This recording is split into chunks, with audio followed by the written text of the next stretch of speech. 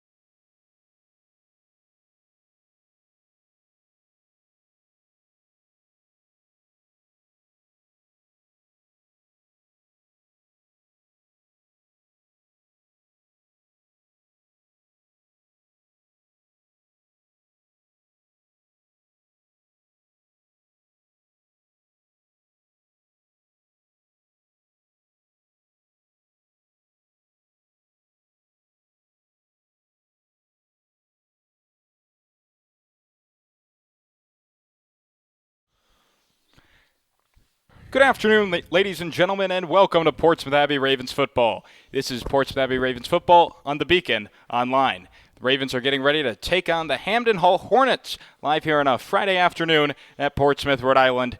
And I'm John Perrick. I am joined alongside with Dom Ambrose. Dom, how are you today? I'm great, John. How are you? Doing well, thank you. Well, a big matchup between the Ravens and the Hornets. An offense being Hamden Hall that is explosive, it's dominant. What do you think we should be seeing from them today? Well, just like we saw in Abbey's previous opponent in Northampton, or sorry, not Northampton. There's a lot of explosive playmakers all around the ball, so they can turn to a lot of places, especially with their quarterback. So number 12, 12, James Lobston. He's going to be explosive. He's personally my X factor. Quarterback just controls the game, and to have a player like that is very important. No, I think you're absolutely right. Number 12, their quarterback, James Lobston. He is a dominant presence under center. But my X factor, I've got to go with Jordan Bennett. He has been absolutely almost insane in his last 4 years wearing a Hornets uniform, averaging 82 yards per game. That's 7.8 yards per carry in the last 4 years, including 2,379 total rushing yards. Those are some pretty impressive stats right there. And so far this season, we have seen 644 rushing yards out of Jordan Bennett. So I think that overall, this Hornets offense, it starts with the run game, but as you said, with your factor being Lobston, the pass game is still a threat there. One of the top stories going into this game has to be Zach Conlon. Right now, there's no word as to whether or not he is active or not. We're still trying to work on bringing that to you, but he was not on the field for warm-ups. What do you think of that? I mean, that's definitely a loss for the Hornets. Explosive player for sure. He was dominant against Hamden Hall. Kickoff return for a touchdown. He's a very explosive playmaker, and to be able to open up the pass game like we saw last week with Juan Rue is just very important for a team's offense. Well, so right I think that's a big loss, John. It absolutely is, and right now both teams' captains are out at midfield getting ready for the coin toss. That's Stephen Crabtree, Dan McKenna, Shane Hoey, and Will Crowley for the Ravens. And then for the Hornets, that is Jordan Bennett and James Lobston. As our referee today is Chris Hayden. He's getting ready for the coin toss, and it should be interesting to see whether or not the Ravens decide, if they win the coin toss, of course, to return or to defer until the second half. And I was talking in the locker room to Shane Hoey, and I said, what's the key really on offense today? And he said they want to sling it. Portsmouth Abbey apparently is going to be going with more of a shotgun look today. Any thoughts on that, Dom? I mean, being able to throw the ball is very important, and they definitely have explosive players on the outside like Crowley and Otero. So to be able to throw it, shotgun sets you up more time, more looks. You can run jet sweeps out of that. There's a bunch of options they can run out of that, and that's really important for coming out and setting the tone. You want to be able to establish your offense so that you don't get blown out quick by an explosive offense like the Hornets. Well, Portsmouth Abbey last week, they took on the Wilbraham and Monson Titans, and it did not go as planned. The Ravens fell in a heartbreaking one, 14-12 on Parents' Weekend. It came down to a field goal attempt for the win, only to have it blocked. So coming off a heartbreaking loss, Dom, what do you think is the key for Portsmouth Abbey? I think just to reestablish confidence. They had great momentum that game, some great plays, and it all came down to the wire against a team that it was anyone's game. So they really just have to reestablish confidence, get back to what they were doing right, and just go and play hard. Before the game in the locker room, I was also talking to Elliot Maffey, Portsmouth Abbey's head coach, and he told me that there's two keys today. First one, get off to a good start mentally. Second one, on defense, they have to win first downs. Portsmouth Abbey does not want to be stuck in second and shorts, second and shorts, third and shorts, and then give up a first down. They want to be looking at second and longs, third and longs while they're on defense. And, of course, on offense is the flip side of that. You want good chunk plays on first down to keep drives going. And hopefully for offense, that will result in a good amount of points today, so that Portsmouth Abbey can be in a situation for victory. Well, right now, the coin toss is over, and Portsmouth Abbey with their return team out on the field. Looks like the Ravens did in fact win the toss, and they will be receiving the ball to start this game.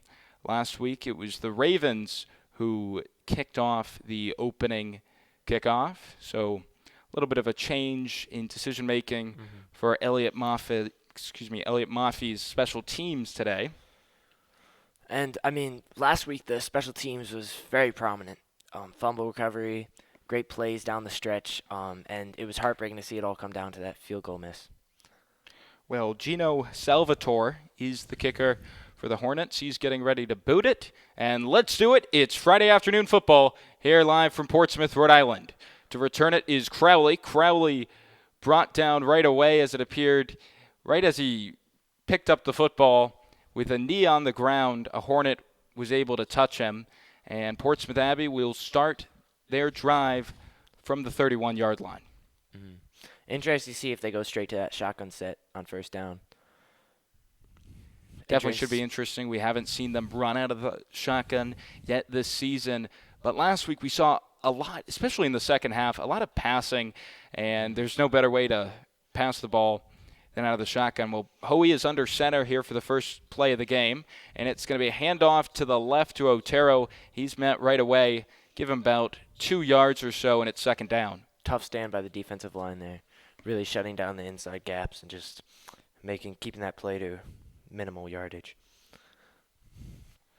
Well, now we know that Hamden Hall has a very good defensive front, and right there on the defensive front, players like Kai Ellis, Dimitri Ratner, Ned McBain, and Sam Lieto, they really lead that defense. But the secondary, Hoey was telling me, it's really their weak point, and his hope is that they can exploit that today. Well, Hoey back to pass here on second down and looking for Jermaine Anson, but it's incomplete. Suddenly, Portsmouth Abbey is looking at third and long. Good pressure there by the Hornets defensive line. Didn't give him much time to throw. Good job by Hoey, though, getting out of the pocket. Looking for a slightly open man, just couldn't connect on the pass. Well, now really, as Elliot Maffey told me in the pregame, I think this is the last thing he wanted to see. He was saying, hopefully on that opening drive, they're looking at third and shorts, second and shorts. Well, right now it's going to be third down and 8 as Portsmouth Abbey comes out of the shotgun, and Shane Hoey is under center. Hoey going to toss it to the left to Otero, looking for room, and he's going to be brought down well short of the marker. Give him about 2 yards on the play, and out comes Ben Kendall and the Portsmouth Abbey Ravens punt team. Tough opening drive there for the Ravens. Really didn't establish themselves like they wanted to. It'll be interesting to see if they pass on first down, possibly their next drive. Just set the tone more. And again, we want to see the special teams perform like they did last week. That was very efficient. So hopefully they can perform the same way. That'll be a big boost for the Ravens. Well, with the punt team out on 4th and 6, Kendall will boot it. Decent punt down toward the left side of the field, and it will go out of bounds just before the 40-yard line. Should be an interesting spot. Jeff McNair, the VAR referee, and he will spot the ball at about the 48-yard line of Portsmouth Abbey. So good field position for the Hornets on offense. Yeah, and you don't have to giving this offense good field position is definitely dangerous. So you hope the defense can stand here for the Abbey. And for the Hornets, this is just easy to exploit. You have a first drive in good field position and see what you can do. Well, comes junior quarterback James Lobstein, number 12. So far this season, he's been pretty dominant, averaging 166 passing yards, and he's thrown 5 touchdowns on the season. Well, the Hornets coming out of the shotgun. Lobstein back to pass. First play wanting to go deep, and he's got a man. Mark him down around the 41-yard line on the reception. That's Paul Gregory, and a good start for the Hornets on offense. And you see Paul Gregory there, 6'1", big frame. They have a lot of size on this team. Big receivers just, overpowering their man and getting open like that. On that opening play, once again, no Zach Conlon. He is the story right now. Inactive today after, so far this season, he's almost been the Hornets' life on offense, with the exception, of course, of Jordan Bennett. Well, now first down, new set of downs, handoff to Jordan Bennett, and he's going to be tripped up on the tackle, Stephen Crabtree, and it's second down. Great tackle there, great tackle. You definitely don't want to let a guy like Jordan Bennett get up and collect speed, so great way to just kind of snip him at the beginning of the run. Well, it's kind of an odd start time today. It's a Friday afternoon starting at 3:30 p.m. Even though it's a home game, the Ravens were excused at 2 o'clock. So do you think that odd start time might lead to a slow beginning of this game for Portsmouth Abbey? For sure. It also affects the Hornets having to travel so far. I think it's about a 2.5 hour bus ride for them. So coming off that bus, you need to just get your energy back quick. Long day of school maybe can really affect you mentally. So that's part of what Mafi wanted from this team, is to focus mentally and not be distracted by possibly the early start time. Well, our first piece of laundry coming onto the field with 9:12, a false start penalty, and that will set the Hornets back 5 yards. So now it's second down and long coming for Hamden Hall. And this is winning on first down. This is what the Ravens defense wants. Well, out of that shotgun again. And they're going to throw out of the backfield. It is complete and brought down immediately. Portsmouth Abbey, once again, they're winning the downs. And it's third and long to go for the Hornets. Quick passing play there, get some of the yardage back. You're still looking at a third and long, though, but good tackle by the Ravens. Yeah, and the reception, that was Matt Wright, one of the 6 captains that Hamden Hall has on their team. It's almost unusual that you see 6 captains here in football, although there are more than other sports. Oftentimes you see 4 or 5. As Portsmouth Abbey, they're carrying 4. But the Hornets electing to go with 6, and now third down and 12. First down marker is the 28. It's going to be a handoff to Jordan Bennett, and he is brought down right away. So it's fourth down and 10. Should be interesting to see what the Hornets do here, whether or not they pass or not. It looks like they're staying on the field. Definitely confident in their offense. But still, great stand by the Ravens there for those 3 downs. Limiting the run game. They allowed that first chunk play on the pass game, but since then they've been holding pretty strong. Yeah, that's an interesting play call on third down. I guess the Hornets were trying to catch the Ravens off guard with a run, and it resulted only in a few. But here we go, fourth down, a big opportunity for Portsmouth Abbey's defense. James Lobstein back to pass. Lobstein scrambling, rolling to his left, wanting to throw. Here comes the pressure. He's going to lob it, and it is incomplete. So Portsmouth Abbey taking over on downs. Lobstein looking for Michael Damasio on that last play, and a big defensive stop. Just great plays. He had a lot of time to throw, but there was pressure from the D-line. You know, that really gets in the quarterback's head. Got to throw that ball quick, and just great pass defense. Excellent coverage by the Ravens. That's one of their strong suits this season, their secondary. It's carried them throughout the last few years, but especially this year, they've been very dominant back there. And now with 7:22 left here in the first quarter, out comes Shane Hoey and the Ravens offense for their second drive of the game. Interesting to see if they pass here. Looks like they have Anson out wide. Hoey's going to take the snap, hands it to Victor Otero. He's met right away in the backfield. That carry going for nothing. And Portsmouth Abbey, again, we didn't mention it yet, but Josh Plum, inactive today, done for the season with a shoulder injury. You have to think that that's going to change the Ravens' game plan. That's a tough loss. He was their main back in the run game. So to lose a guy like that, someone you can just hand the ball off to a lot, expect yards from, that really changes your game plan and possibly changes it to a passing game. Absolutely. Well, we've seen a lot of Victor Otero so far out of the backfield. Not many passes. Portsmouth Abbey ran only one play out of the shotgun. And here's Hoey under center again.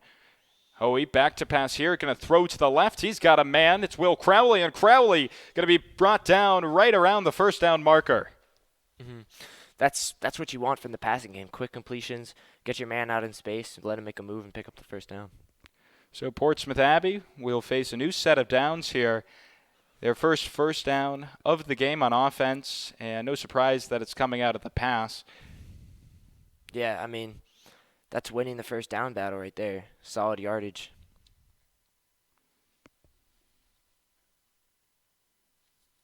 Well, on defense, what do you think we should be seeing here as Portsmouth Abbey at midfield? What do you think we should see out of these Hornets? It looks like a stack play, possibly a screen pass. So, if you're Hornets, you want to anticipate and read. Well, flag on the play.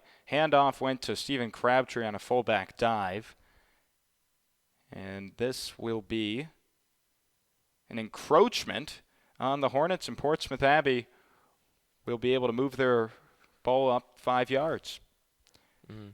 And that's just getting jittery on defense. You want to remain focused, keep your mental attitude in the game. Just because you gave up a first down doesn't mean you can give up your focus. Well, when the Ravens played the Tilton Rams earlier in the season, Tilton, who were coming off a 2.5-hour bus ride, they were really slow, got off to a bad start, ended up getting shut out throughout the game. Right here, already 2 penalties. I know it's early in the first quarter, but do you think that this slow start might lead to more of a competitive game for the Ravens? For sure. I mean, this is really all you need to do against a stronger team like this. Anson, the motion back, high snap, it's loose, and it looks like the Hornets may have just recovered that. And yes, in fact, the Hornets have it. Portsmouth Abbey fumbling the football away, and just like that, Hamden Hall will take over at midfield for their second drive of the game. That's a killer. Turnovers and penalties really don't help at all. And you saw the penalty just there, sting the Hornets a little bit. But that turnover, you just can't have that this early in the game. Well, Portsmouth Abbey this week going to a shotgun offense, and already it's hurt the Ravens on a high snap, a fumble. Chris Iser, he was very dominant last week, and right here making a crucial error as Portsmouth Abbey gives away the ball, and James Lobstein and Jordan Burnett will look to capitalize following the turnover. Unexpected play there by that line. That their snaps have been great so far, so you hate to see it. Well, out of the shotgun again are the Hornets. And the Hornets fumble it. Lobstein picks it away, carries it to Bennett, and Bennett running down the far sideline. He's going to be brought down. So what seemed to be a disaster turns into a pickup of 6 yards. Great improv there by the quarterback. Seeing someone around him just pitching the ball. And, Bennett just does a great job of realizing the situation, taking off.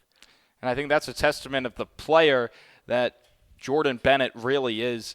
He just knows how to play the game. He knows the situations, and right there, knowing that he's got an opportunity to turn a loss of yards into a pickup of something, and Jordan Bennett did an excellent job doing just that. Well, here we go, 2nd down and 5. Lobstein going to go play action here, wanting to go deep. Pressure coming, rolls to his left. He's going to go deep, downfield, jump ball, and it is incomplete. Wow. That looked close. That was a great battle there. Good defense by Crowley. And I think the defensive line of the Ravens can't give Lobstein that much time. He'll find a man like that, and sooner or later those jump balls are going to go to the Hornets side. So you really need to get more pressure on the quarterback there. Lobstein looking for Kanye Taylor down the field, and it looked like it hit Taylor in the chest, but an excellent defensive play by Will Crowley and company to break that ball up and get on the ground. Well, here we go, 3rd down and 5. Hornets looking to move the chains here. Their first drive ended after a 4th and 10 incompletion.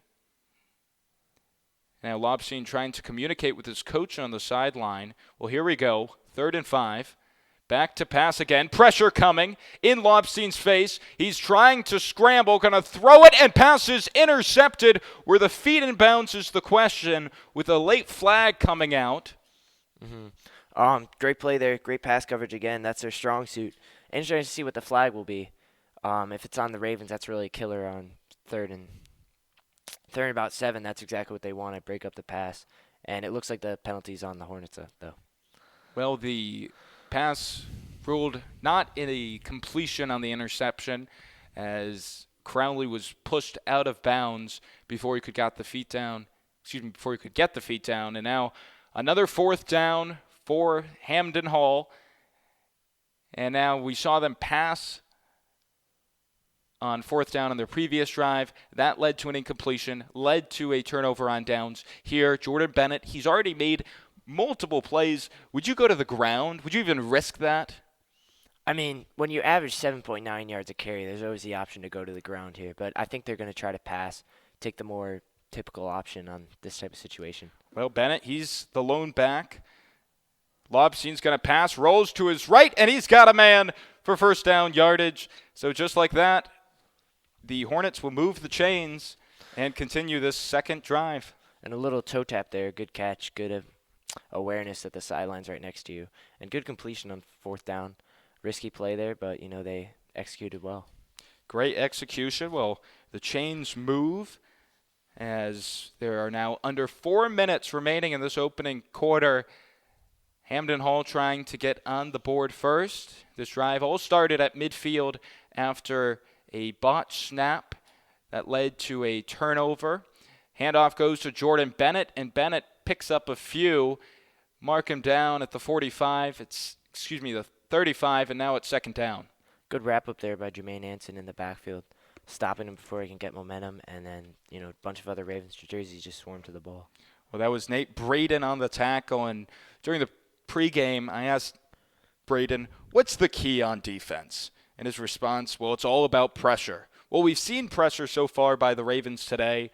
Even though they haven't had a sack, they've made Lobstein uncomfortable. He's had to roll out of the pocket and try to throw off his back foot, and it almost led to really two plays that could have been intercepted by the Ravens that weren't. Well, Lobstein here on second down, going to throw it to the outside, and that pass is complete to Paul Gregory, his second reception of the game, and he's going to be brought down close to a first down.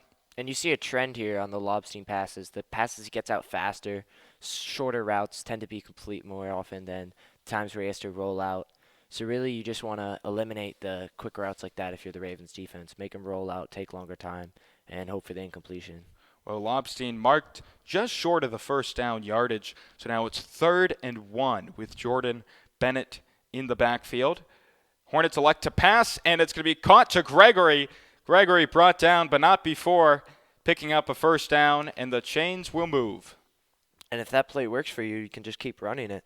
Twice in a row, same route, same receiver, quick throw, and positive yardage. So here we go, first down with 2:22 and running remaining on the clock.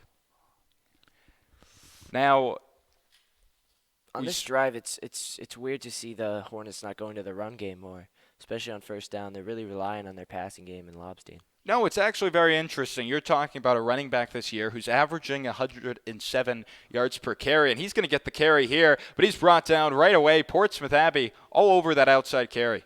And they're really focusing on eliminating the run game completely from the Hornets offense. They're doing a great job of it so far. Get him in the backfield, not allowing him to get positive yardage. And that's really what you want. You want to take out that factor from the game. No, it absolutely is. And without Zach Conlon right now, we've seen Paul Gregory, especially on this drive, more short yardage type plays. He's been the top target for James Lobstein. But it should be interesting whether or not they try a more vertical play here to Brown. Well, flag on the play. Lobstein going down the field, tried a shot there. It's incomplete. But this is all awaiting a penalty here. Looks like it's going to be on the Hornets, but good pass defense by the Ravens. Had a step on him. Could have been a touchdown. But, you want to definitely eliminate those deep balls. Those are just killers. So the call is a false start on the Hornets, and that will push them back here on third down. The intended target, by the way, on that previous pass, that was, in fact, Kanye Taylor, who Lobstein looked for earlier on their opening drive in the end zone, which was broken up by Will Crowley. Yeah. But here we go, 3rd and 10. Portsmouth Abbey looking for the defensive stop. Be interested to see if they target the deep receiver again. And Lobstein, he's going to take it himself, and he's going to be brought down right away. The Ravens defense getting to Lobstein, and it's 4th down. And that interior defense is just not allowing any yardage. Recognize the play quick there and wrap them up. Well, this is 4-down territory for the Hornets. They're 1 for 2 so far in the game. They converted on 4th down earlier on the drive with a reception to Paul Gregory. Should be interesting to see if they go back his way or if we see another target to Kanye Taylor, who previously in this drive looked like he had a step on his man, but the ball was overthrown by Lobstein when he was looking for him in the end zone. Well, here we go. It's 4th down and 7 for the Hornets. Lobstein looking for Jordan out of the backfield, and it's incomplete. Jordan Bennett, the intended target, and Portsmouth Abbey's secondary gets a stop here on defense. That will lead to a turnover on downs. And that's back-to-back stops on 4th down. That's great for the Ravens. And we'll see this offense and see if they have a chance to go down the field and score themselves. Well, the Ravens, so far in this first quarter, as there are 32 seconds left, they've really done a great job on defense, limiting both the passing game, but especially the running game of the Hornets, which has been absolutely explosive so far this season. Mm-hmm. And taking away those two factors of Jordan Bennett and just the running game in general has really helped them focus on the passing game and eliminate that big plays from there. Handoff going to Stephen Crabtree, and he is going to get about 5 yards on the carry. We saw a lot of those short runs to Crabtree last week. They were great ways, I think, to just start the drive on 1st down. Portsmouth Abbey electing to go to that same play here on their 3rd drive from scrimmage. Yeah, it's very hard to lose yardage on those types of fullback runs. So really just set the tone on your first play on 1st down. Just grind, get yardage, and then be able to set up and have a more intricate play. Well, Portsmouth Abbey this week also with Noah Crines active. He was inactive last week as he was dealing with an ankle injury, an injury that he first got when Portsmouth Abbey was taking on the Tilton Rams, but he's active today, and that hopefully should be a big spark both on defense and offense as the final seconds are winding down here in the opening quarter. Scoreless between the Portsmouth Abbey Ravens and the Hamden Hall Hornets. Second quarter and more will continue next, right here on the Beacon Online.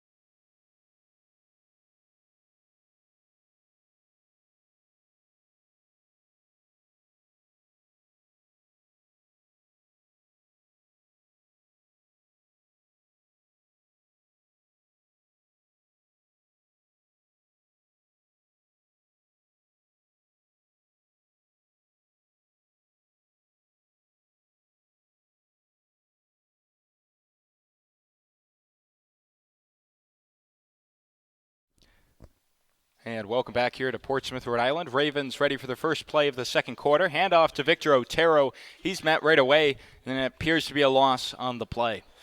Tough running play there. The Ravens really have to establish themselves in the run game. They've been getting good yardage on passing, but you want to establish the run game, especially since Otero, he really broke out in the second half against the Titans last game.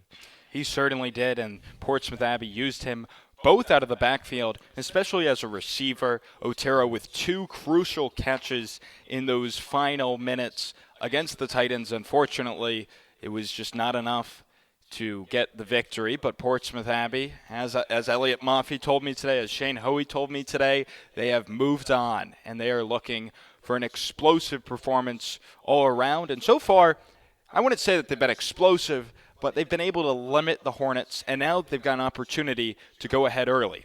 Mm-hmm. 3rd down and 8. Hoey is under center. Crabtree and Otero out of the backfield. Hoey going to throw to his right, looking for Crowley, and Crowley's got it. Crowley pushed out of bounds at the 40-yard line. Big play going for 20 yards, and a Portsmouth Abbey Ravens first down. An aggressive throw.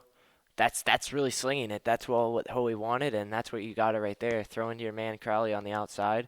Good catch, good yardage, and that's really a momentum changer for the Ravens. Well, it should be interesting to see whether or not they continue going under center or if they go back to the shotgun look, because when they had the shotgun look on their second play out of that, it resulted in a fumble.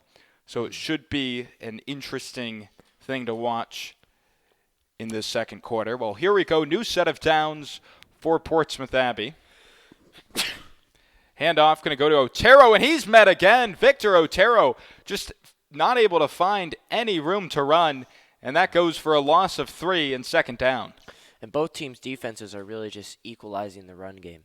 They're not giving up any yardage. You see Jordan Bennett not getting many yards, Victor Otero getting pretty much negative yards. So you really want to fix this if you're both offenses, but if you're both defenses, you're very happy right now. Absolutely. Well, Portsmouth Abbey now looking at second down and 12. And once again, they are coming with Shane Hoey under center. They're going to split Jermaine Anson out wide. Hoey wanting to throw, going to throw for Crowley, and it's overthrown as they had Will Crowley running a simple hitch, but Shane Hoey could not connect. And number 59, Anthony Esito, really just jumped that ball right there. And it was lucky he didn't throw it on a line because that looked like a pick all the way. Yeah, it certainly did, and that's the last thing you want to do after, on defense, you've stopped the Hornets twice. And, of course, the Hornets' second drive, it started because of a Portsmouth Abbey turnover. You don't want to turn over the ball again. Yeah, for sure. Well, another big third down for the Ravens. It's third down and 13. Portsmouth Abbey already converted on third down on this drive with a reception to Will Crowley, and they will use their first charge timeout. So before that third down comes, the Ravens will try to think it over. Well, right now, on both offense and defense, what have you liked out of Portsmouth Abbey, and what do you think that they need to do to improve? I've really liked their passing game. Good aggression, good play calling, and I just like the completions they've had. And, with a game without Josh Plum, with a running game kind of not its full strength, and with this type of interior defense for the Hornets, you really want to open up that passing game. But again, the negative is their running game has just been completely removing, and has, in fact, been hurting them with negative yardage. Well, Portsmouth Abbey, I think the one kind of, as you said, the one blemish so far today has been that run game. Victor Otero, he's been met time in and time again in the backfield. And if the Ravens will come away with an upset victory today, I guess they're going to really have to rely on their pass game. Yeah, and I mean, you can't blame him for being out of position. He's not really used to this many carries, Victor Otero at running back. But, you do want to – it's good that they have that pass game to rely on. And especially in a situation like this, third and about 13, you want to be able to just sling it. Well, it should be interesting to see what Portsmouth Abbey does here. Crowley in this game already 2 for 2 on receptions, both coming on third down. Hoey back to pass, wanting to go for Crowley, and it's nearly intercepted. Right there was Paul Gregory, and that's going to bring us to fourth down. And that's a great matchup there on the outside, Crowley versus Gregory. And both are big players on both offense and defense. And, just equalizing that throw and taking away that target is big for the defense. But it looks like Shane Hoey knows who he wants to throw to in Will Crowley. Well, Ben Kendall on 4th and 13. He's going to come out. Portsmouth Abbey not trying to risk anything at this point in the game with 9:38 reading on the clock. Kendall will just barely get away. Not the best punt, as it's going to go out of bounds right at the 45-yard line. And that is where the Hornets offense will begin when we come back right here on the Beacon Online.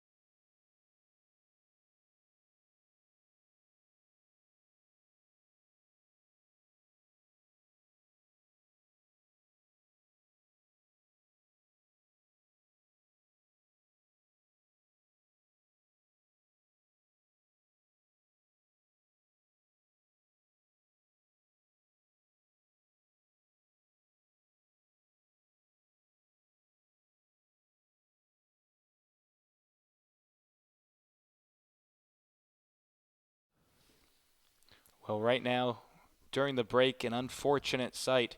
Will Crowley, Portsmouth Abbey's top wide receiver, was down, and he's right now being carried off the field with Dr. Pereira and Portsmouth Abbey's lead trainer, Ryan Dolan, as they are tending to him on the sideline. Really the last thing you want to see for Portsmouth.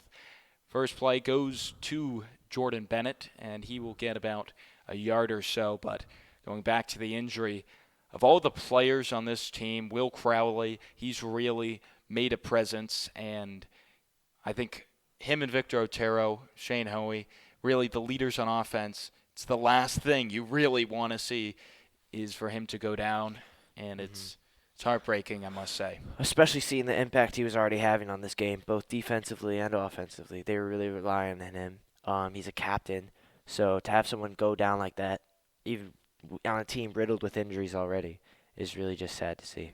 Last week we saw Josh Plum go down with a shoulder injury, and it appeared that Crowley is dealing with a knee injury, as that's what the Ravens trainer Ryan Dolan is looking at right now. They have him on the bench. He's not on his way to the locker room yet. Still questionable whether or not he will return.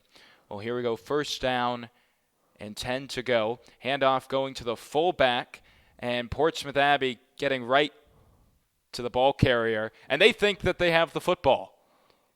But marked down is the ball carrier, Michael DiMaggio, as Jermaine Anson kind of came off thinking he had the ball, trying to sell it a little bit, but that is not the case. Yeah, unfortunately they didn't get the fumble there. Thought they did, but still, I mean, they wrapped him up, so you can't really be too upset about that play. Well, going back to the injury again, Shane Hoey right now talking to Will Crowley, trying to give him a little moral support, it appears. But a humongous loss with a team that is already injury-ridden. Hornets fake the toss to the left, and the pass is going to be complete to the right as cutting up field, and now out of bounds. That is Paul Gregory, his third reception of the day, and boy, has he been a spark on offense. They're really leaning on him in the passing game. And you keep seeing those quick completions. Just get him out, get the ball to him, let him do the rest of the work. Solid yardage there for the Hornets. So after a scoreless first half, the Hornets trying to explode here on offense as Bennett getting the carry for about 5 yards, slipping one tackle, but then brought down by Dan McKenna. And now it's going to be 2nd and 6 from the Portsmouth Abbey Ravens' own 26-yard line. And you see good explosiveness there from Bennett. And, he hasn't had much of that this game, so you want to see him kind of explode out into this. Every new drive is a new chance for him. Make that the 21-yard line with 7:30 remaining in the second quarter. The opening half of play, score 0-0 right now. Toss to Bennett, and Bennett trying to get to the outside, and he is going to be brought down short of the yard to get, and it looks like we're going to be looking at about a 3rd and 1. And that's, again, just going to Bennett. They haven't relied on the passing game that much this drive, and it seems like they've been getting better yardage than all their other drives, so it begs to ask the question, should they rely on the run game more throughout the game? Well, yeah, you're talking about a running back who has over 2,300 yards from scrimmage in his 4 years with the Hornets. That includes 23 rushing touchdowns, 24 touchdowns overall. He's averaging 82 yards per game. Doesn't surprise me to see them go to him. Well, Lobstein under center, and Lobstein on a quarterback sneak, and he's going to get first down yardage. An interesting play call there on 3rd. First down yardage and more. He's a big guy. James Lobstein, 6'4", 182, and he's able to muscle his way through the line and even get into space, get some more extra yardage. So I think that's a smart play call there by the Hornets, really utilizing all they have. Until that play, the Hornets have run all of their offensive plays out of the shotgun. You see them go under center, and I think they caught Portsmouth Abbey off guard. Well, here we go, new set of downs for Hamden Hall. First down marker is the 1-yard line.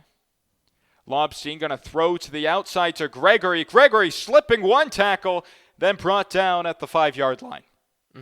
And you see quarterback Diego Sanabria playing corner out there because of the Crowley injury. And obviously he's not used to that. And I think that the Hornets offense and obviously Lobstein recognizes that type of weakness on the outside and goes straight for the target. Well, Crowley has not been carted off the field yet. He's still on the bench with his left knee up right now as he's sitting with Ryan Dolan, Portsmouth Abbey's trainer. But here we go, 2nd down and 5 from Portsmouth Abbey 6. Handoff going to Jordan Bennett, and Bennett fighting a tackle, and he blasts his way in for the touchdown. Just like that, Hamden Hall, the first to score, as that is the 24th overall rushing touchdown for Jordan Bennett. Great, just muscle play there. Goal line type play, runs right through, flips over into the end zone, and that's the first score of the game for you right there. First score of the game, and it's coming with 5:20 remaining in the second quarter. Now, this was a game that we all thought was going to be a blowout. It was going to be done at halftime. But Portsmouth Abbey's defense, they've done an excellent job at limiting that. However, right there, we saw Jordan Bennett just take over the drive. And it's going to be interesting if they've realized that Portsmouth can counter the passing game, so if they're just going to go completely to the run game. 2-point try time for Lobstein. He lobs it over the middle for Gregory, and they will convert just like that with 5:20 in the second quarter. It's 8-0 Hornets. Good pass there, great catch. And, again, you can't give him that much time to throw the ball. Really got to get more pressure on him. Can't let him complete passes like that with that much time. Now, without Zach Conlon, it's really been Paul Gregory who stepped up as the number one target for James Lobstein. He's made multiple big passes, none bigger than that 2-point conversion.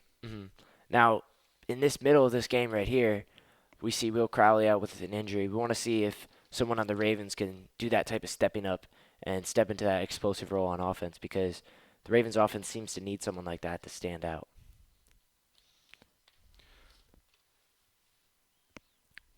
Will coming out here for the kickoff after the touchdown is the Hornets kickoff team, and to boot it will be Gino Salvatore. First kick was a squib. Interested to see if they let the return team get a chance here. Well, it's going to be another squib, and right there to return it are the Ravens, and that's going to give Portsmouth Abbey excellent starting field position around the 41-yard line. So Shane Hoey walking out for Portsmouth Abbey's fourth drive, and now on offense, you're without your top wide receiver. Who do you think is going to be key for if Portsmouth Abbey is going to be able to even what the Hornets just did? Well, they do have an interesting three-man set in the backfield of Crabtree, Jermaine, Anson, and Victor Otero. So one of those three guys I think can really stand out. Evan Ventura split out wide. It's going to be a toss to Otero, and Otero on his way to about the 46-yard line where he's brought down, and that's going to be close to a first down. And that's just great. Great way to step up. Like I said, someone's got to step up on this offense, and we saw Victor Otero do it in the second half last game. Looks like he's getting a little head start in the second quarter here. Yeah, Victor Otero completely just bull rushing his way to first down yardage, kind of just lowered his helmet, kept those legs moving. Yeah, and you usually see that type of run style out of Josh Plum, who's obviously not active today, but that's interesting to see Victor Otero take on that running style. Once again, Evan Ventura right now split out wide as we saw in the previous play. Hoey is under center. He hands it to Crabtree, and Crabtree pushing his way forward for a gain of 2 yards, and it's second and long. Again, solid play. You grind out a couple yards, get a momentum push, and then opens up the field for the pass game. Hopefully on second down, look to throw it. Portsmouth Abbey yet to use Noah Crines out of their offense. They've gone with Stephen Crabtree as their fullback. No surprise there, as I asked head coach Elliot Maffey, who's the number one fullback this week? He said Stephen Crabtree. Well, here's a toss to Victor Otero, who makes a move on one man, and he's brought down just short of the first down. yardage. So now it's going to be 3rd and short. And this is winning first down. This is grinding out yardage, getting a short play to move the sticks. This is what the Abbey wants out of their run game. They hadn't seen it before this, but it looks like they're having a solid drive going. Well, Victor Otero already getting the majority of the touches on this drive. Again, if you're just tuning in right now, Will Crowley is currently off the field with a knee injury. He is still on the bench getting looked at by Portsmouth Abbey's trainers. Ravens ready for a 3rd down and 4, trying to keep this 4th drive from scrimmage going. And Hoey's going to toss it to Otero, looking for blockers, getting them. He's running to the outside, makes one move, and then he is brought down, kind of tackled in an odd way, but it appears that he has gotten first down yardage. Great awareness, great football plays, evading tackles, knowing where the first down marker is, and really just doing everything you can to reach it. Well, Victor Otero, when he was tackled down on that play, looked like he went right onto his knee. And for Portsmouth Abbey, who just watched Will Crowley exit the game with a knee injury, that's the last thing you even want to think about. Yeah, that's definitely a traumatic thing to see for many of the coaches dealing with this many injuries on the team. Well, now, new set of downs. Hoey going to hand it out to Anson. Anson's first carry of the game, and it will go for 5 yards. Portsmouth Abbey kind of mixing it up with the running game. That's Jermaine Anson's first carry in his varsity football career. Freshman there getting the ball, stepping up with so many more experienced players out. And like I said, with that 3-man backfield, you can really mix it up to all 3 of them and just get the ball to your best playmaker. And on that play, it was Jermaine. Well, the Hornets will use their first timeout of the half with 2:47 remaining in the game. It's Hamden Hall 8, Portsmouth Abbey nothing. This is Ravens football on the Beacon Online.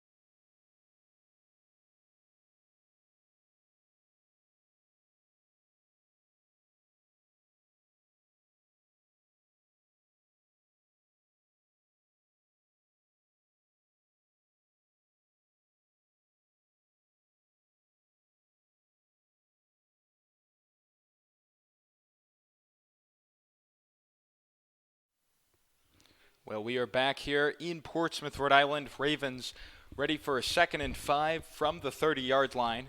Shane Hoey under center. Hoey going to hand it off, and it's a busted play and a loose ball, but Otero was able to jump on it. That's going to be a loss of 5 yards, and on 2nd and short, really the last thing you want. Definitely the last thing you want to see. That's a loss of 7 on 2nd down. Really can't have that. We already saw that once, and we were lucky that the Hornets didn't recover that again, as they did early in the game. Mishandling the ball like that's really just a momentum killer, and not what the Ravens want right now, driving to tie the game. But once again, whenever Portsmouth Abbey has tried to run it, with the exception of the beginning of this drive, Hamden Hall has been right there. They've gotten into Victor Otero's face. They brought him down, and as we saw on that previous play, it's resulted in a loss of yardage. Well, 3rd down and 11. Hoey is back to pass, looking for Otero downfield. Otero brings it in. Question is, was he inbounds? And yes, in fact, he was. It's going to be 1st and goal for the Ravens. And you can't put that ball anywhere else. That's an amazing pass, beautiful throw, great catch. And that's just pure football right there, giving your playmaker a chance to catch the ball, and that sets the Ravens up as in great field position to score. Otero being one of the real weapons that Portsmouth Abbey has left on the roster. Again, no Josh Plum. Will Crowley is out with a knee injury. He's still sitting on the bench. But right there, Victor Otero going up, bringing in a big 3rd down reception. And now it's going to be 1st down from the 11. And if you think about it, we've seen number 5 with the ball in almost every play of this drive. They're really relying on him to step up. Portsmouth Abbey, again, they have not returned to that shotgun look. Hansen, the motion back, and Hoey losing the snap. Looked like he jumped right back on it, and that he did. But once again, just snapping the football, these fundamentals Portsmouth Abbey has struggled with so far in the first half. Yeah, ball handling's tough to mess up. Really can just hurt you, as we saw before with the turnover, the loss of 7 there. That one's kind of their least negative so far, but just looks like they just lost a yard or so. But you really don't want that. You really want to be focused mentally, have composure, and just be able to execute.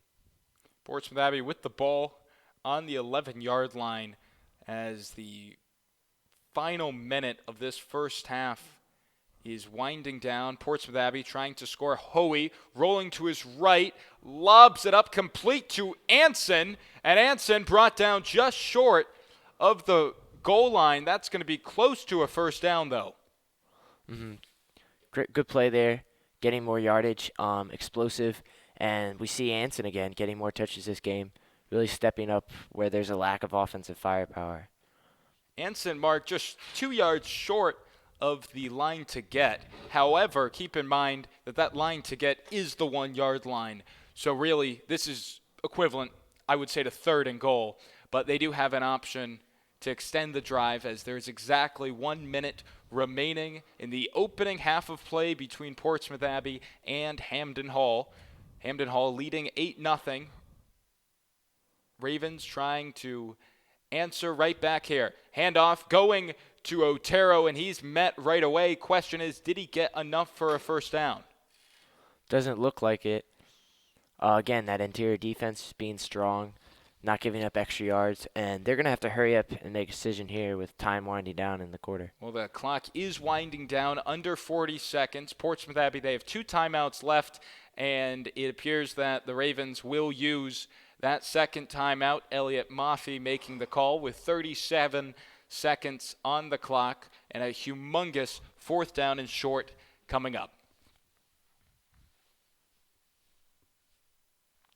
Yeah, so you want to be – it's interesting here if you want to kick the field goal or go for it. You're down by 8. You have the opportunity here on about 4th and 3 yards from the goal line. But again, it's hard to run. It's really tough to run on this Hornets defense. And passing in the red zone is something to get acclimated to, and we haven't seen much of that out of the Ravens. Well, Portsmouth Abbey, they tried that field goal from a similar yardage point to win the game last week against against Wilbraham and Monson, and it ended up being blocked. A heartbreaking loss. But today I asked Ben Kendall, so I know you can hit a 20-yard field goal. Was it at all mental, even being iced? And he said no. Really, it was his fault. He should have got under it more. Instead, he kicked a line drive kick, and that just was the last thing that I think Portsmouth Abbey really wanted. Of course, you're trying to win the game, and you see the kick get blocked. Yeah, you really want your kicker mentally focused.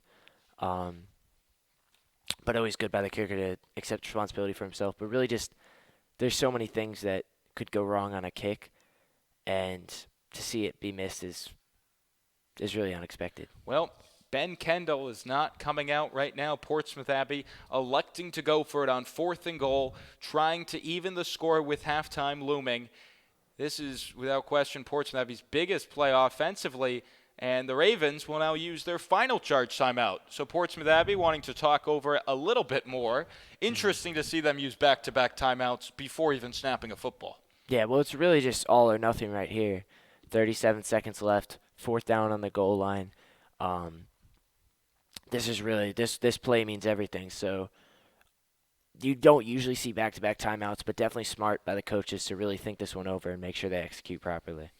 And this is a team, being Hamden Hall, who defeated the New Hampton Huskies 34-31.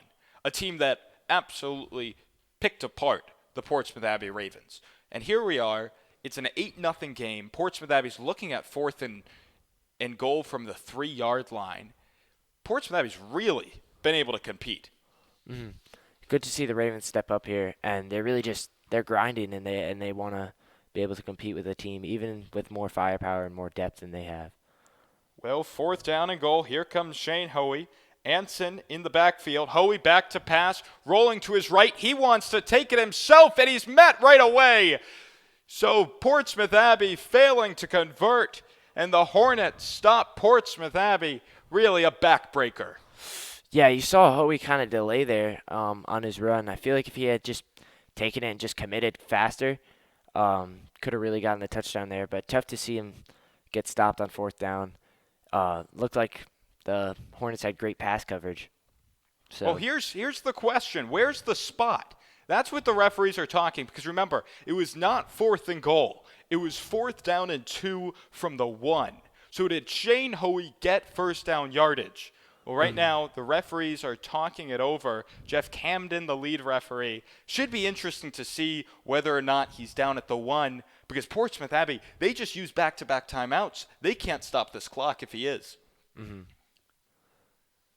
So I wonder what happens in this situation if the ball is placed down and the clock was still running if they obtain the first down. I would think that we would see a 10-second runoff, but with this being Evergreen League rules, it might be more or less. That is going to be determined by the referees.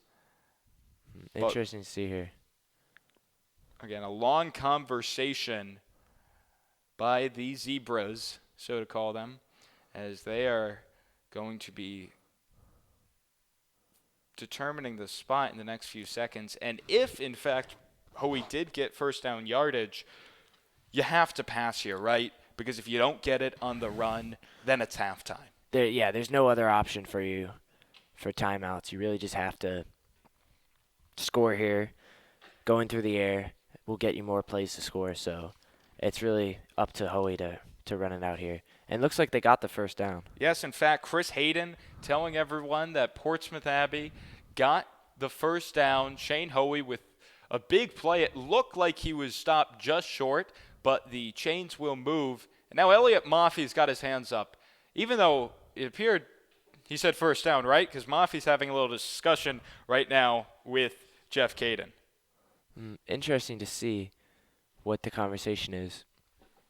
I assume that they're giving the ball to the Hornets on this play because I don't feel if Maffey would have a problem with them getting a first down. You don't really complain about your team getting getting what you wanted.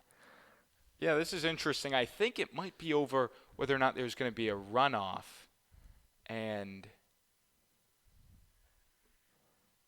now it looks like the Hornets offense is coming on the field. It does appear that the Hornets now have their offense out, but what the head referee, Chris Hayden, just signaled seems contrary to that. Mm-hmm. Very confusing out here on the field. Really confusing moment here. But even if Portsmouth Abbey does have to go to work on defense, you have to try to bring some pressure and get a safety, right? Yeah, for sure. I mean, worst case scenario, and the Hornets get the ball back, you do have 30 seconds, and we've seen them stop the Hornets in the backfield a couple times. So if you can work them back, they're at the 1 yard line, and a safety would definitely help you. So a lot of confusion on the field right now. Head coach Elliot Maffey, he's bringing Diego Sanabria out, and this is just really a very confusing moment overall, as it appears that the Hornets offense is on the field, and I guess they did in fact stop Shane Hoey just short of first down yardage. That is the official call. And that's about as close a play as you can get in high school football. That you don't usually see those types of conversations on the field for that long, and it looks like it's still going almost. So there's 30 seconds remaining in the opening half, and a little drama right before halftime, but Portsmouth Abbey's defense is on the field as the Ravens failed to convert on 4th and 3 from the 1 yard line, from the 3 yard line, with the first down marker being the half yard line, I would say. Mm-hmm. Really tough play there. They really put it all into that one play and to not be able to execute, and to also have such a controversial type call going to the Hornets is really just tough going into the locker room with that type of weight resting on you. Now we are still yet to return to football. The referees talking it over with the players. We've seen about 1,000 substitutions by the Hornets, and now Chris Caden is talking to the head coach of the Hornets, Joseph Linta. I'm not sure if this is over the clock, if this is over field position. Really a lot of just confusion overall on both sidelines. Now, if the ball was indeed going to the Hornets offense and if their defense stopped Hoey on 4th down, that would stop the clock at about 30 seconds. So you want to be sure that they're possibly not discussing again the possession of the ball, because really it looks like they haven't even decided whose ball it is at this point. Well, I think that Portsmouth, Abbey, they definitely think it's the Hornets' ball as Hornets' offense is out there. But what do you think of that 4th down play? Hoey rolling out to his right, hoping someone can get open. The separation wasn't there, so it looked like he was going to try to run it in himself, only to be stopped short. And when you roll out to your right, there was only Victor Otero on that side, so he lost a lot of options. He really only had that one target. And for that target not to be open, to improvise with the run game is smart. But, again, Hoey, not your typical mobile quarterback. So really not the play they wanted there on 4th down. And without Will Crowley, we've seen a lot out of Jermaine Anson and Andrew Bush so far. But there in the red zone, Portsmouth Abbey unable to put 6 points on the scoreboard. And now the referees are still talking it over. And when we come back, we're going to have the final 30 seconds of this opening half between the Portsmouth Abbey Ravens and the Hamden Hall Hornets. You're watching Ravens football on the Beacon Online.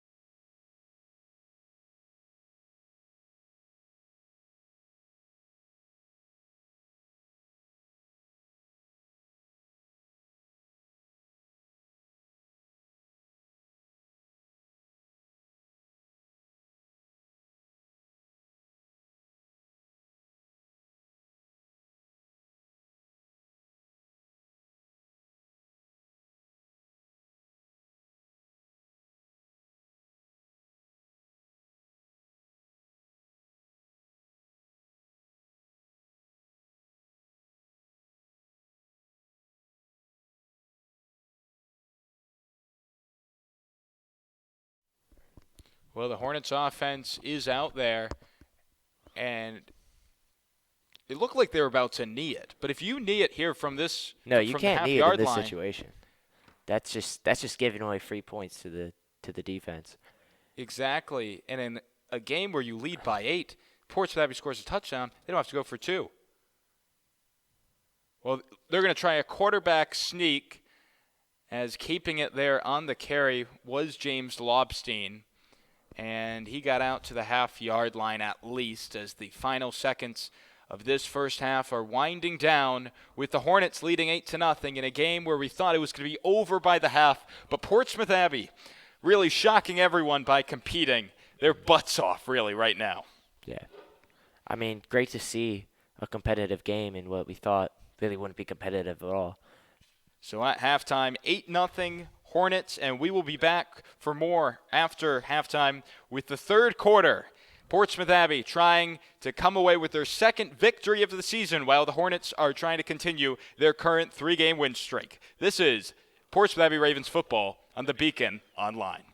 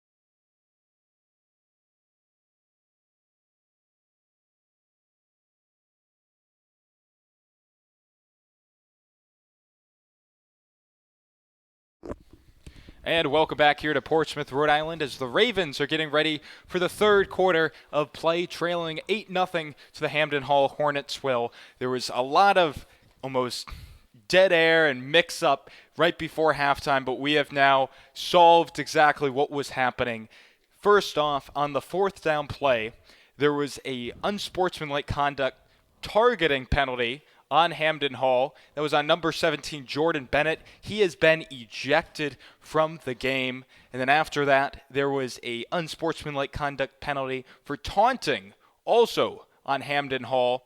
That pushed them back a few more yards, only, of course, to end up running a quarterback sneak to send the game to halftime. But here we go, Ben Kendall getting ready to boot it and begin this second half of play here in Portsmouth, Rhode Island.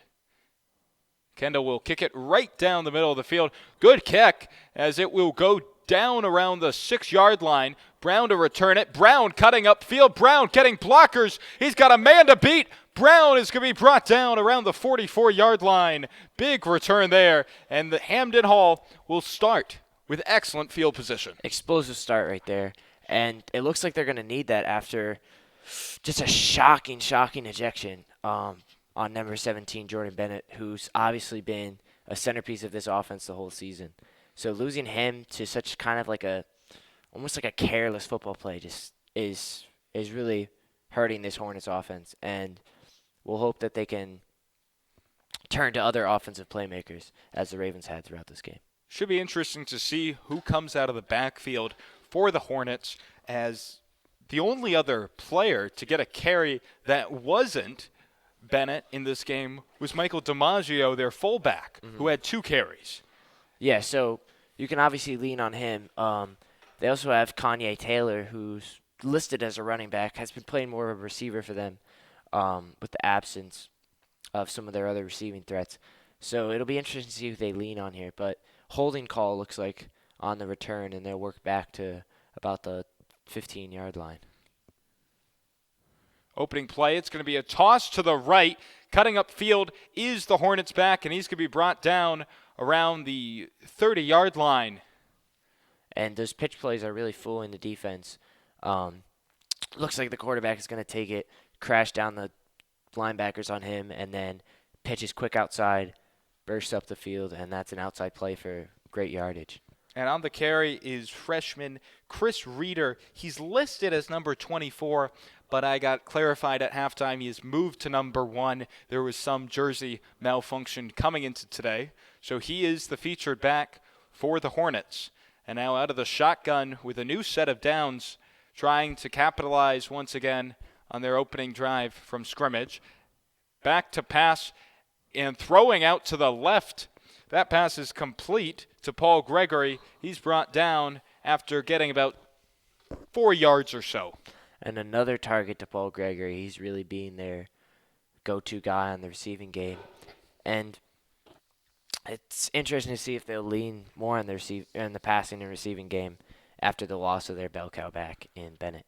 So now for Portsmouth, Abbey, you couldn't ask for a better situation. Hornets are without their top 2 offensive targets.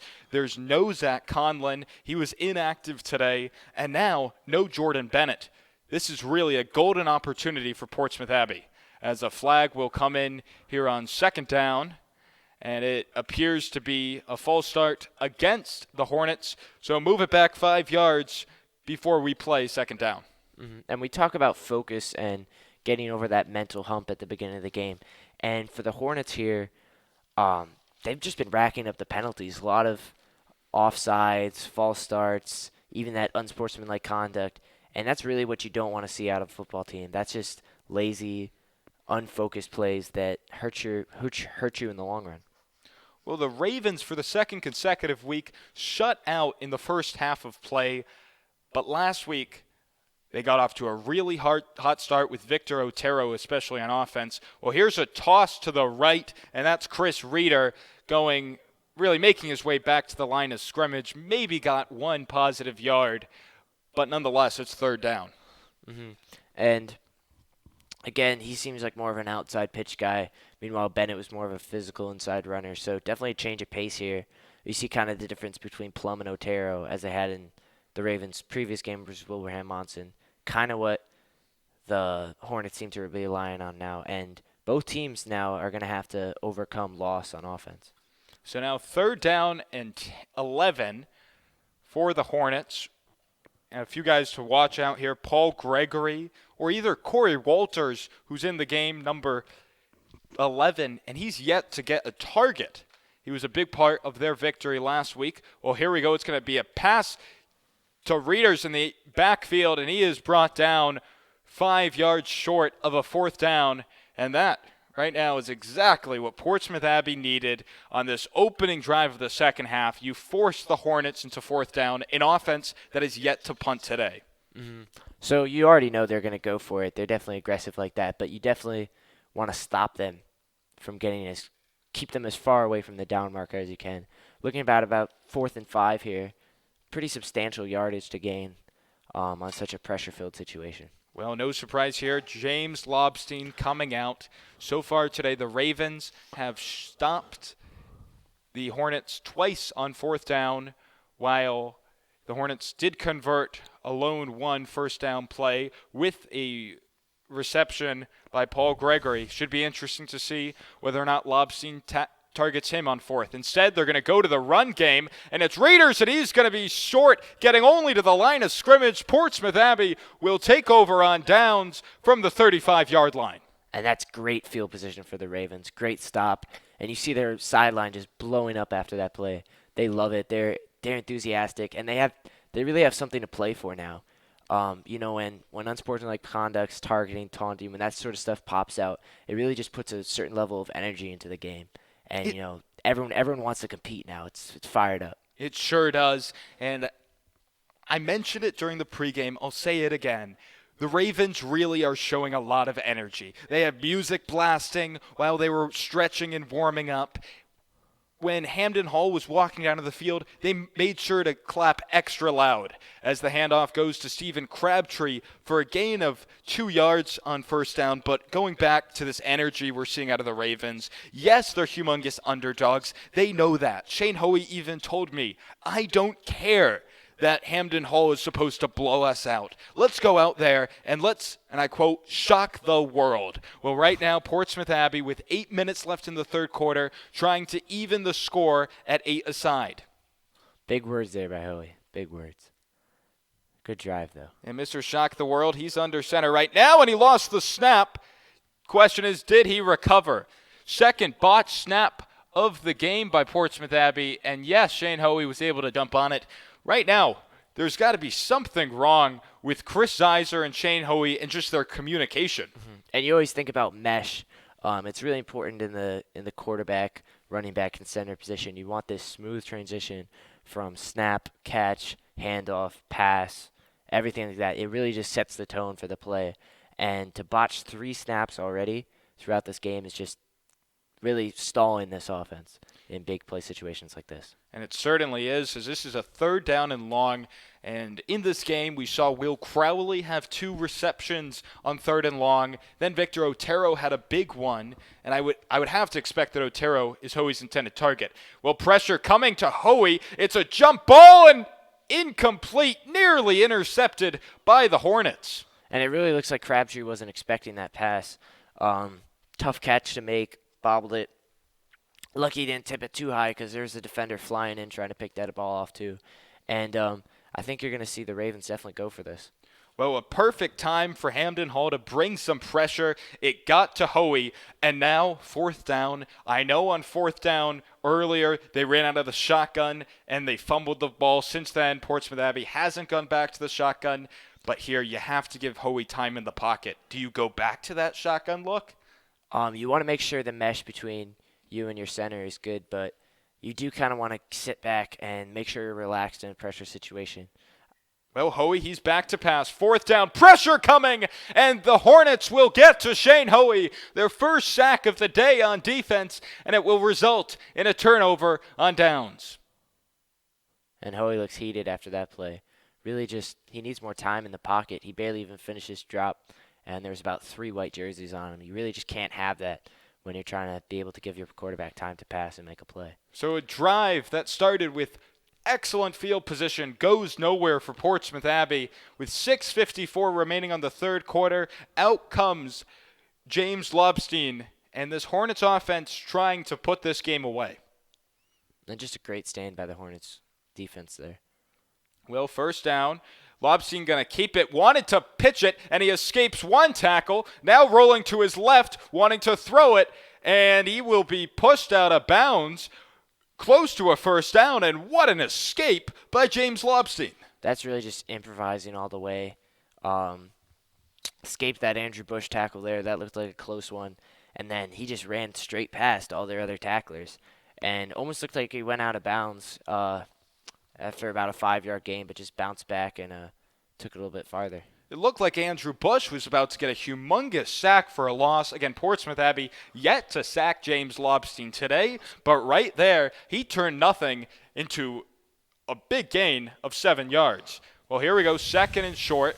Lobstein with time in the pocket, and he fires over the middle. That's Paul Gregory, and then he lost the football. The ball is out, and Portsmouth Abbey recovers. Otero running down the sideline. Otero, 20, inside the 15.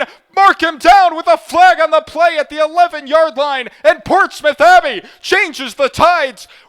Unbelievable. Wow. That's insane.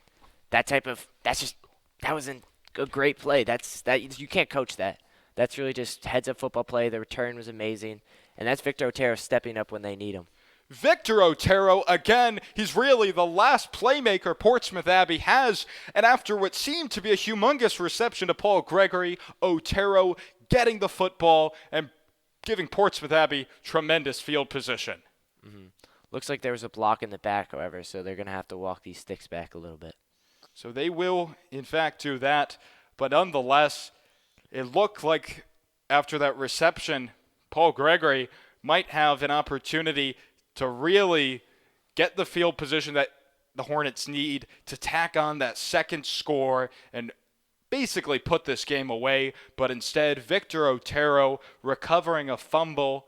And just like that, Portsmouth Abbey will come back out on offense. Shane Hoey, he has to understand right now that need to score and put away that shutout performance that the Hornets have put on the Ravens via their defense. That's got to be dire. Yeah, you definitely need to put points on the board here any way you can. And this is just a big chance for the Ravens to tie the game up here. Well, here we go. Hoey back to pass. He's going to lob it for Otero, and it's incomplete. No flags on the play. Looked like Otero may have been pushed a little early, but the referees will let them play. And that's a surprising call. That looked like a lot of hands to Otero, kind of blocking his movement. And when you throw a jump ball up like that, you definitely want to be able to make sure that the receiver has a chance to catch the ball. It didn't look like he really had it there, so kind of weird missed call by the officials. Well, nonetheless, it's second down and 10. With Anson in the backfield there, Otero split out wide. I think that play was pretty kind of clear that they were going Otero's way. Well, they're going to toss it out to him to the right, and Otero trying to find room to run. He won't, as he's brought down after a gain of 5, and it's going to be 3rd and 6 for Portsmouth Abbey. Solid yards there. Get him a little closer. It was interesting to see them be very aggressive and go for the fade route on first down. So you'll see what they'll have now on third after getting the solid pickup on the run play. 5.5 remaining in the third quarter. Portsmouth Abbey getting the football after the Hornets made their first turnover of the day. That was Victor Otero stripping and then recovering a Paul Gregory fumble. And now they are looking at 3rd and 5, trying to convert, keep this drive going. Here we go. Hoey is back to pass. He rolls to his right, and he's going to lob it. Pass is complete to his fullback, Stephen Crabtree, and move those chains as Portsmouth Abbey converts. And that's all you want for Hoey in the pass game. You want him to be able to get out, have time, read the field. Made a good read there to Stephen Crabtree. Wasn't the best throw. Got to him, though, and picked up the first down. Looked like the Hornets didn't even pick up Stephen Crabtree coming out of that fullback position. He was able to get wide open in the flats, and Shane Hoey was not going to miss him. And now you have good field position, first down, able to relax a little bit. The urgency is less on. Go back to your traditional plays. Well, it's a toss to Otero. Otero is tripped up after a few.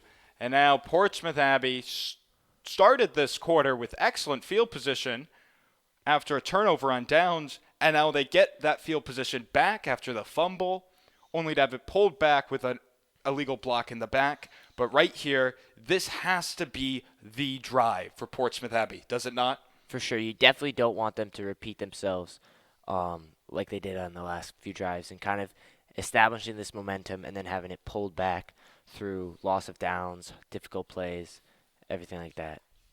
Well, right now, Will Crowley on the sideline. He is on crutches. Hoey back to pass. Hoey gets it away to Crabtree. And good tackling there by the Hornets as he is brought down right around the line of scrimmage. But Will Crowley on the sideline. His pads are off, jersey's off. He is in a T-shirt and shorts, but with crutches, and that is a backbreaker for Portsmouth Abbey. Yeah, that's a tough thing to see. You're just hoping it's a light sprain. Be back in a week or so. Because they still have some of this season left, and Crowley's been such an impact player. They definitely need him back for this home stretch. Well, with 3rd down and 8, Portsmouth Abbey will use their first charge timeout of this second half of play. It's the Ravens trailing 8-0 to the Hamden Hall Hornets. You're watching Friday Night Football on the Beacon Online.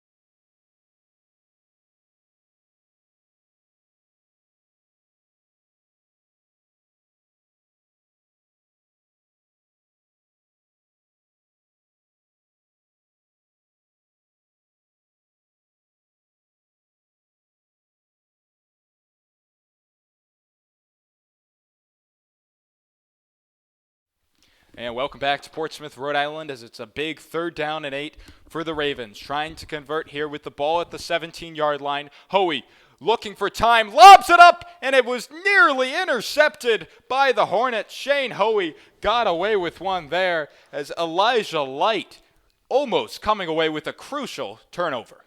Mm-hmm. But, I mean, good awareness by Hoey. He gave his receiver, Andrew Bush, a chance. Again, tough play.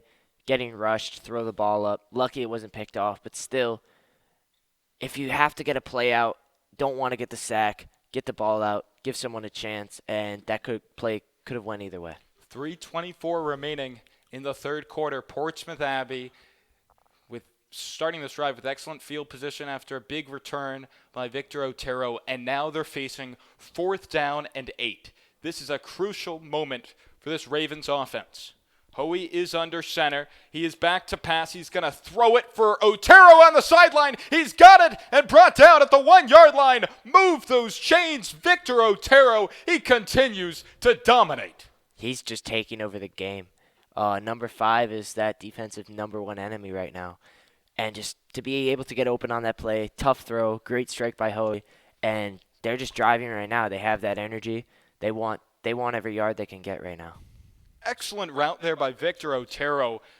It's really been a struggle for Portsmouth Abbey to get separation with him, as it seems when they're trying to look down the field for Otero, the pressure gets into Hoey's face. But there, a nice stop and go, and then a hitch at the end as the handoff goes to appear to be Anson. It's going to be a Ravens touchdown. The ball carrier, that's unknown, but who cares? Portsmouth Abbey's on the board. That's Vic Otero with the touchdown. It is, in fact, Victor Otero. Give him another touchdown. He had 2 last week. He adds another this week. And the Ravens strike after Victor Otero. Boy. He just took over that game. He took over that drive. He took over the second half last week.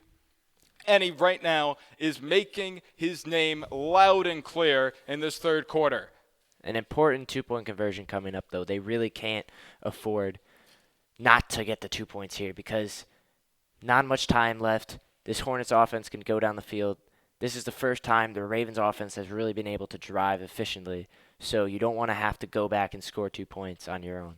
Portsmouth Abbey, humongous underdogs coming into this game, and boy, have they competed. Well, right now, Otero is split out wide as in the backfield is Anson. It's a toss to Anson, double reverse. Otero, he wants to throw it. He lobs it, and he's got it. Portsmouth Abbey converts on the 2-point conversion. The Ravens even up the score at 8 aside, and boy, are they going wild on the Portsmouth Abbey Ravens sideline. And what a play there. What a design play. Little Philly special right there. Funny looking throw from Otero, but that's all right. Great job converting those 2 points, and now it's a tie game. And this is what it all comes down to. This is crunch time, fourth quarter. And that double reverse, we saw Portsmouth Abbey run it last week. It failed. They ran it the week prior against St. Luke's. It failed. Today, boy, did it come to success. Mm-hmm. And just when they needed it to go right, it really did. And this momentum is just going back and forth all game. And right now, this looks like the Ravens are really taking it over. And what a time. No Will Crowley. No Josh Plum. Yet with 2:55 left in the third quarter, Portsmouth Abbey evens the score against one of the top teams in the Evergreen League.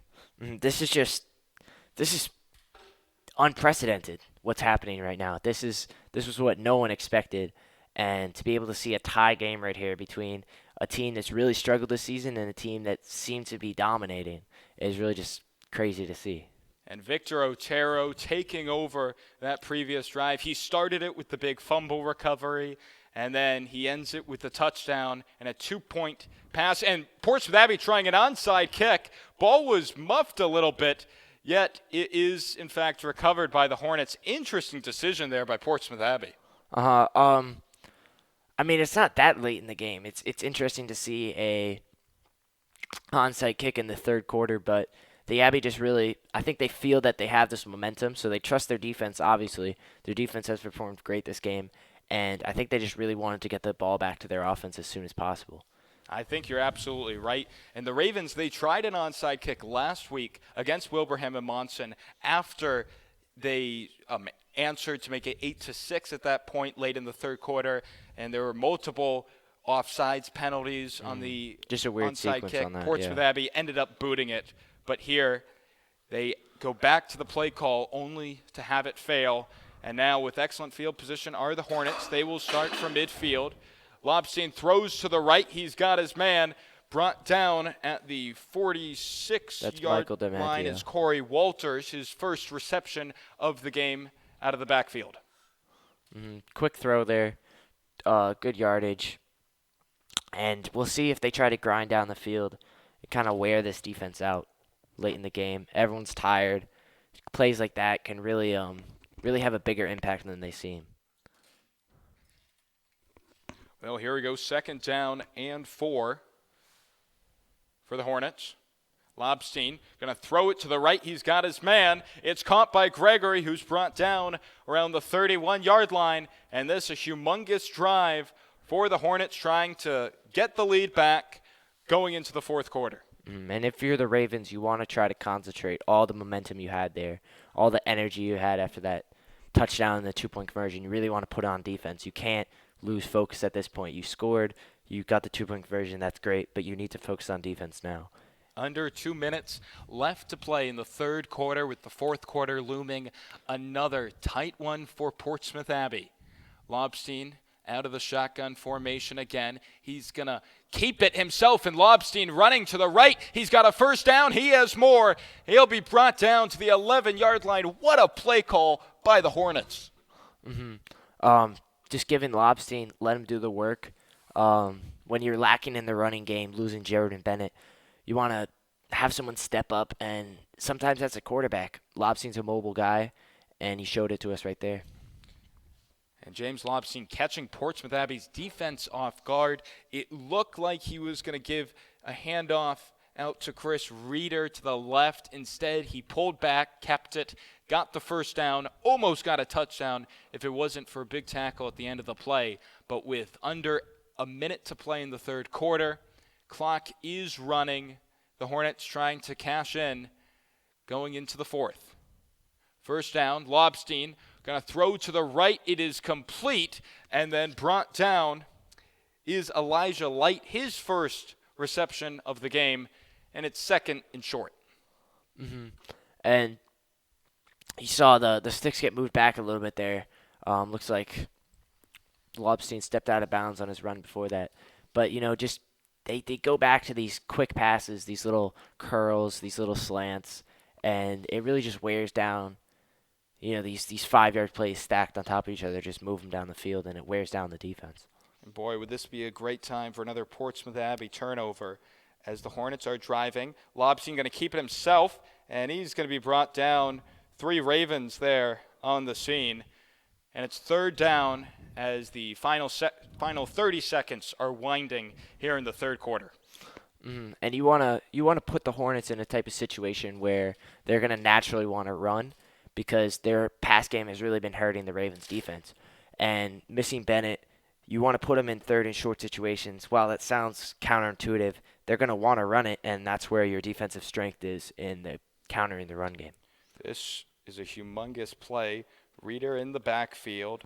Lobstein is going to let the clock wind down, and we head to the fourth quarter. Who would have thought that we would be tied at 8 aside? But here we are, Portsmouth Abbey trying to shock the world and become victorious on a Friday evening here in Portsmouth. You're watching Ravens football on the Beacon Online.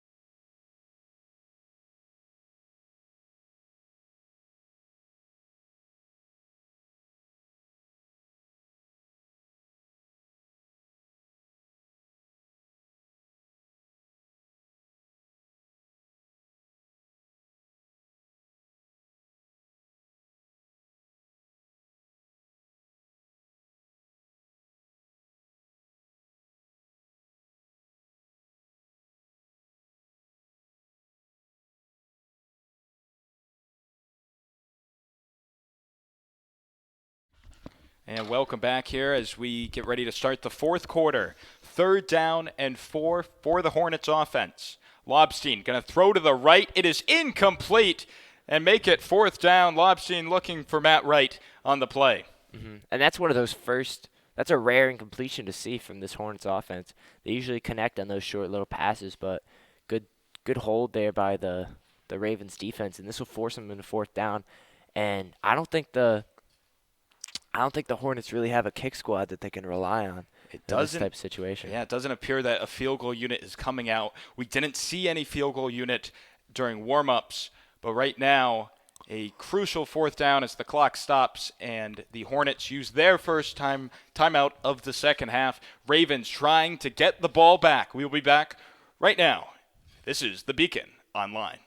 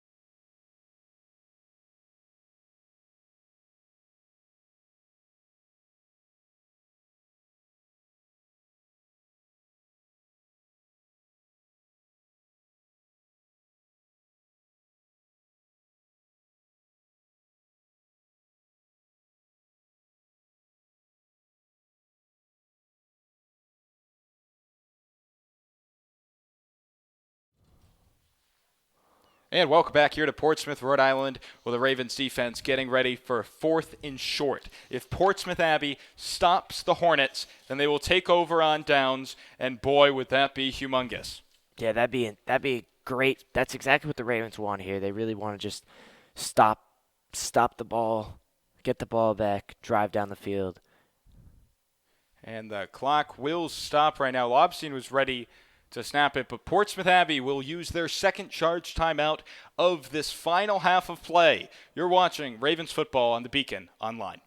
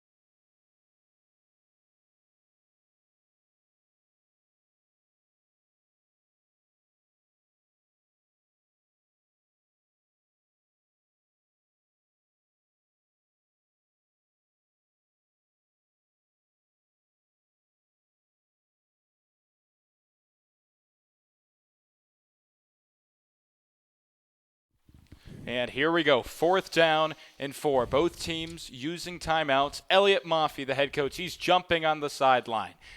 Portsmouth Abbey trying to get the crucial stop here. Lobstein gonna fake it, rolling to his left, pressure coming, lobs it, it is incomplete, and the Ravens get the stop.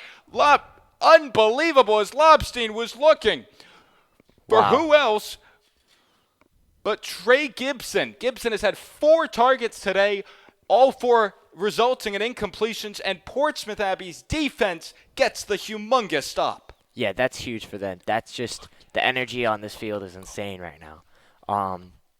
A 4th down stop, get the ball back, this type of momentum, and they really are shocking everyone right now. To have this game tied, to have the ball back, the game's really in their hands now, and we really expected it to be in the Hornets' hands the whole game. So this is just, they have 12 minutes, drive down the field. Hopefully they can kind of establish their offense like they did last drive. Well, Jermaine Anson bringing the pressure, got into Lobstein's face, and that led to not exactly the most competitive play as Portsmouth Abbey starts the drive with a handoff to their fullback to get 3 yards or so.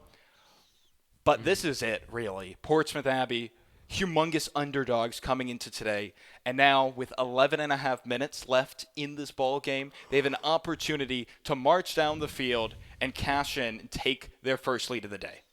Mm-hmm.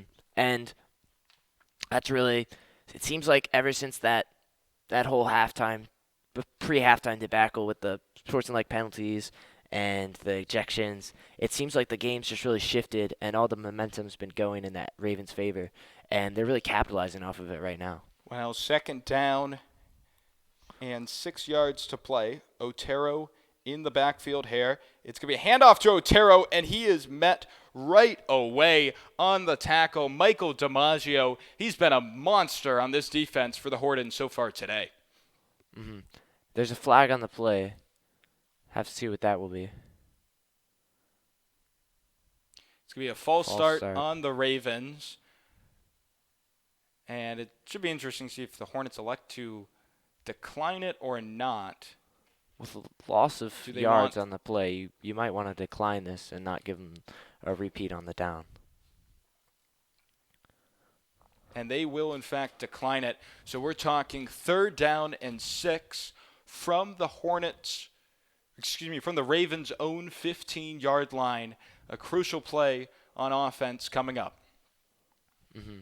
And this is really, it comes down to this play. Be really gutsy to go for 4th down here. Hoey rolling to his left. He's going to throw it. Got a man, Otero, fighting off one tackle, and Victor Otero down the near sideline, brought out of bounds, give him the first down, and move those chains once again. And you see the whole sideline just migrating with him, and they're just all very hyped up. That looked like a short completion. did what it needed to do, move the chains, and then Victor Otero just took it in his own hands, turned into something bigger. As a Friday afternoon turns into a Friday night, here the Ravens are coming near midfield, and they have an opportunity. I think we've said it throughout the broadcast. I'll quote Shane Hoey again, to shock the world. For sure.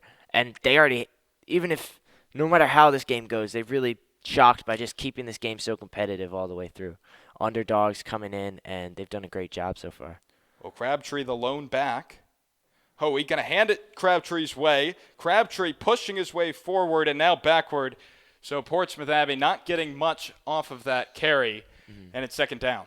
Still a trend of kind of running those inside type wedge plays on first down, setting the tone, getting usually slight positive yardage, and really opening up the field more.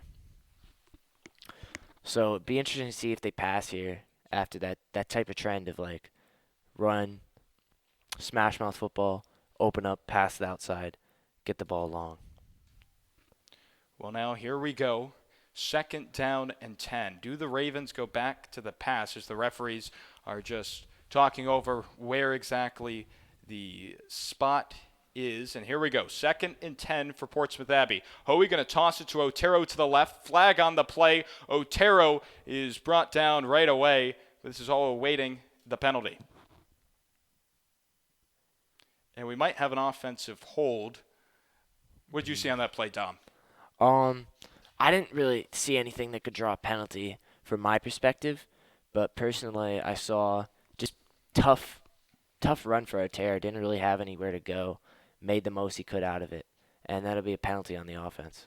It is on the Ravens. So now second and what just became much longer for Portsmouth Abbey with 9:09 reading on the clock. What do you think we're going to see out of Portsmouth Abbey?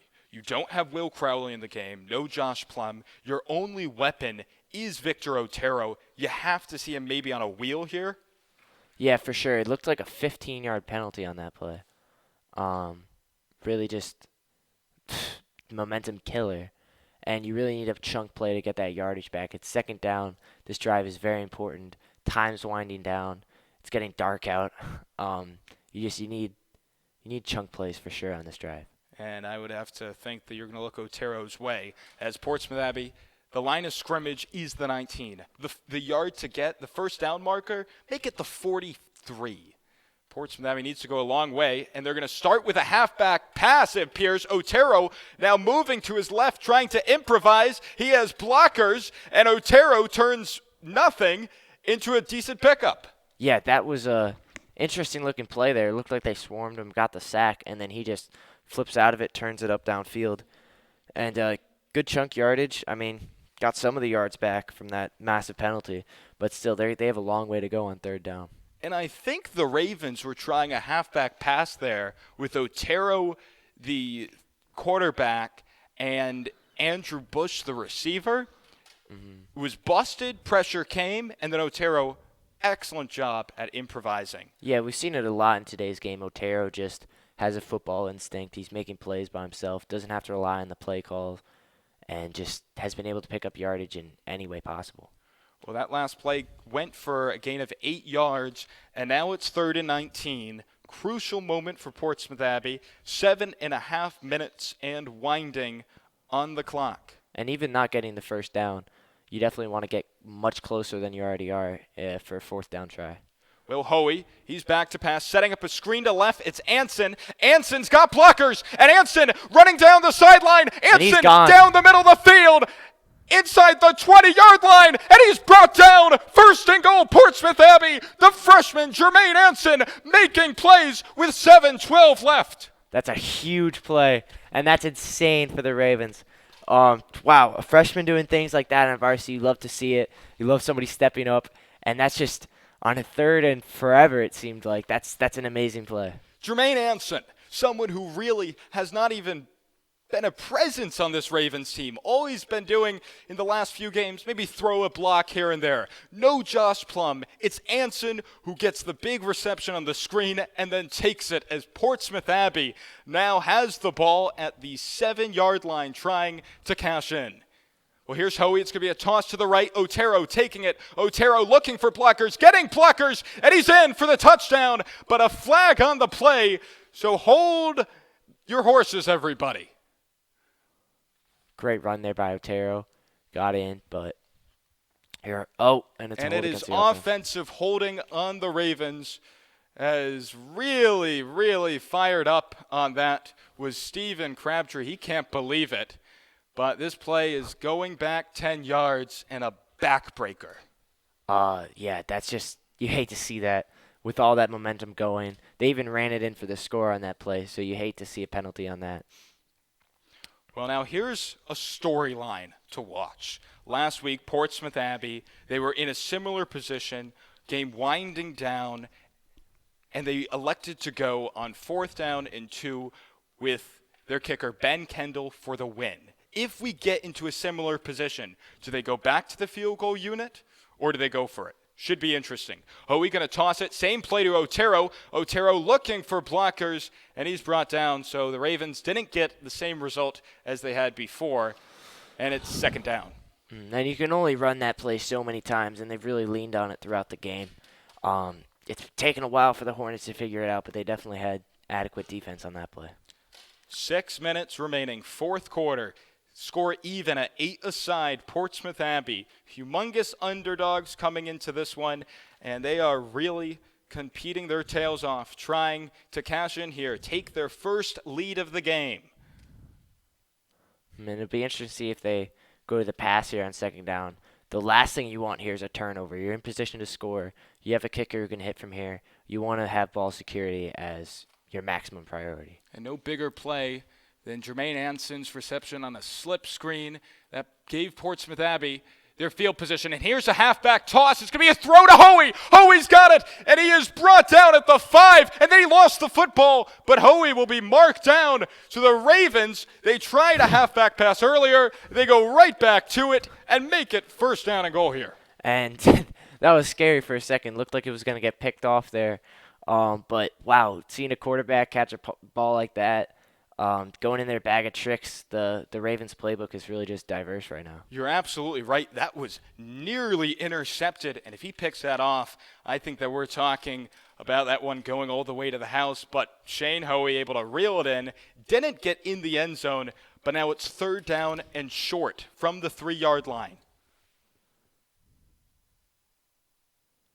Hoey is under center. Hoey going to hand it off to Otero. Otero blasting his way through. Touchdown, Portsmouth Abbey with 4:39 remaining in the 4th quarter. The Ravens have their first lead of the game. And Otero, back-to-back rushing touchdowns. He's doing everything right now. Anything the Ravens need, he's just stepping up for him.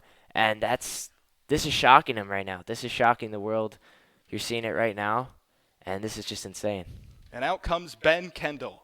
This to give Portsmouth Abbey a 7-point lead. He had 1 field goal attempt last week. It was blocked. This, a PAT attempt from 20 yards out.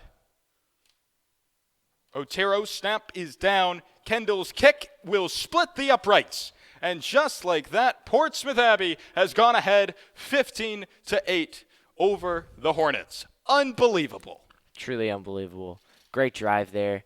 We looked like it was dead on that 3rd and forever, and then Jermaine Anson just picking up huge chunk play, huge momentum swing, and then again it looked like they had another drawback with the penalty that moved them back, the holding call, but they just drove back and they were resilient and they scored.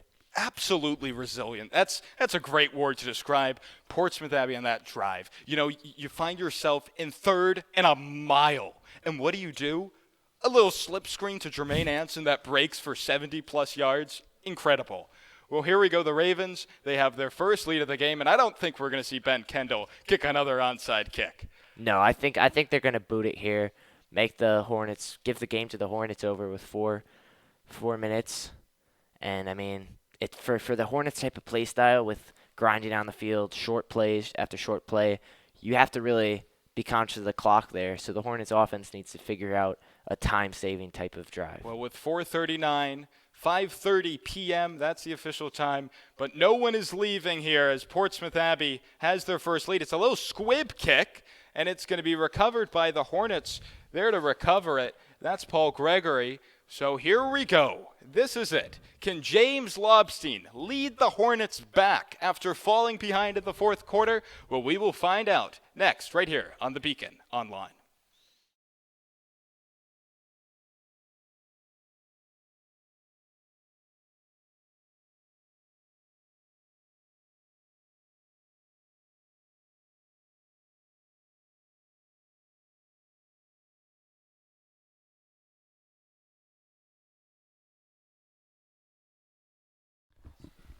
Well, here we go. Portsmouth Abbey with a 7-point lead. And now Lobstein, he's going to have to go to the pass offense. He will. Lobstein wanting to go deep down the field. It is incomplete. Looking for number 22, Kanye Taylor. That's his third target of the game, all of which ending in incompletions. And I guess he is that vertical target they have. Yeah, good defense there by number 21, Parker Bolgar, really sitting back. And they kind of anticipated that deep, aggressive throw. And those catches are always hard for the receiver, and good defense overall, not letting those chunk plays, those momentum swings be complete. And now this is a point in the season where you would love to have Zach Conlon. A point in the game where you would love to have Zach Conlon. No Conlon, and there's no Jordan Bennett. The top two playmakers on this Hornets offense is out. As Lobstein throws to the left, he's got his man for first down yardage and breaking one tackle and cutting up field. That's Brown, and he's going to be brought down at the 35-yard line. A big reception by Gregory to move the chains for the Hornets. Gregory's been the man all game for Lobstein. He's been his main target, and that's really just, you need to make that tackle there when you're on the defense. That's just, you can't give up plays like that in this type of situation. Now 4:20 left, and the ball is snapped. I don't know if that was a bot snap or whatnot, but very quick play by the Hornets, I guess, trying to catch Portsmouth Abbey off guards. Very interesting decision there. Yeah, interesting decision. Probably a smart play, trying to get the ball off quick. Well, nonetheless, we're talking second down for the Hornets, trying to come back, tie this game up. But it should be interesting to see, even if they score here, do they go for a tie? Do they have a field goal unit? Who knows? Well, Lobstein, second down, throws it to the left, got his man. It's Gregory again, and he's brought down. The ball came loose, but they will mark it that Gregory is down. So now that's going to be their third first down of the drive. And the Hornets moving the ball pretty consistently on offense. They're just going back to their bread and butter with the throw to number 7 on the outside. I mean, he's cutting up. He's making good moves. And be interesting to see if they want to switch up the coverage. They don't have Crowley right now. They have number 11, Diego Sanabria, who's a quarterback. So you really want to think, do you put a more defensive specialist on a guy who you really need to take out of the game in this time? Yeah, definitely an interesting decision there that Portsmouth Abbey's defensive coaches definitely will be thinking about. But here we go. First down, new set of downs for the Hornets, trying to come back after falling behind for the first time today. They led at one point 8-0. The Ravens, 15 unanswered points, and whistles are blowing as Portsmouth Abbey uses their final timeout of the half. And we will be back after the short break. Portsmouth Abbey leading 15-8, 3:27 reading on the clock. The Ravens trying to get their second victory of the season. You're watching Portsmouth Abbey Ravens football on the Beacon Online.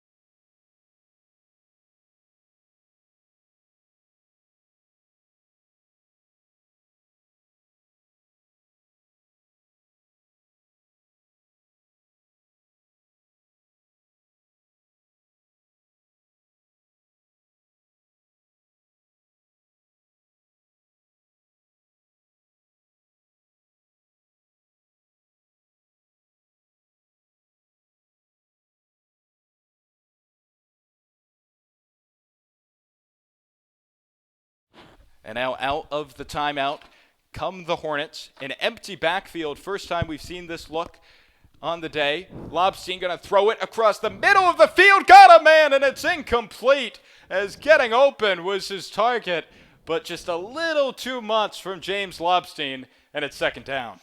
He was open on that play for sure. Again, switching up to empty backfield, getting a lot of receivers on the play. That kind of creates like a kind of a tough look for the defense. You got to adapt to that quick, and we're lucky that he just put a little bit too much on that ball. Yeah, right there, the Hornets ran just a go route from their fullback, Michael DiMaggio.